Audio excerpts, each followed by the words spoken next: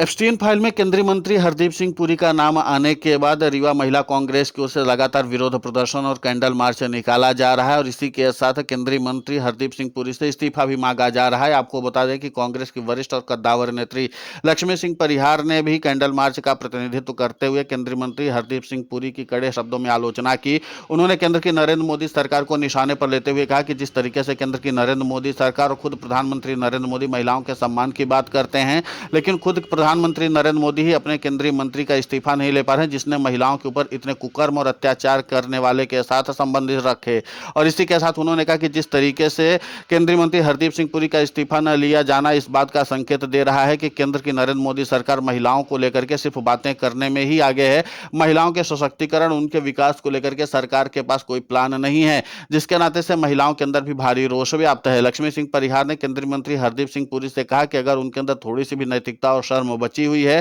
तो वो अपना इस्तीफा दे करके सीधे तौर पर राजनीति छोड़ दें। आपको बता दें कि इस पूरे मौके पर कैंडल मार्च निकाल करके महिला रीवा कांग्रेस की ओर से लगातार आम जनता को बताया जा रहा है और जागरूक किया जा रहा है। लक्ष्मी सिंह परिहार ने कहा कि जिस तरीके से कुकृत्य किया गया और जिस तरीके से पूरा सच्चाई बाहर आई है, हम लोगों को अब साफ तौर पर लगने लगा कि ये सरकार जो है जिस तरीके से महिलाओं के खिलाफ नफरती भाव रखती है, इसको अब सत्ता से उखाड़ कर फेंकना जरूरी हो गया, क्योंकि इनके राज में महिलाएं सुरक्षित नहीं हो सकती हैं। एप्स्टीन फाइल को लेकर के भी चिंता जताते हुए लक्ष्मी सिंह परिहार ने इस बात पर बल दिया कि प्रधानमंत्री नरेंद्र मोदी को अब अपने नैतिक जिम्मेदारी का एहसास हो जाना चाहिए और ऐसे मंत्रियों को दूर रखना चाहिए जो इस तरीके के कुकृत्य करने वाले व्यक्तियों के साथ संबंध रखते हों। ऐसे लोगों के साथ दूरी बनाए रखना ही सबसे ज्यादा जरूरी है और ऐसे लोगों के लिए एक ही जगह बचती है, वो है जेल, और ऐसे लोगों पर कठोरतम कार्रवाई होनी चाहिए। जाहिर सी बात है कि इस पूरे मामले को लेकर के मध्य प्रदेश महिला कांग्रेस की ओर से लगातार विरोध प्रदर्शन जारी है और समूचे मध्य प्रदेश में लगातार कैंडल मार्च और विरोध प्रदर्शन जारी है। इसी कड़ी में रीवा महिला कांग्रेस की ओर से भी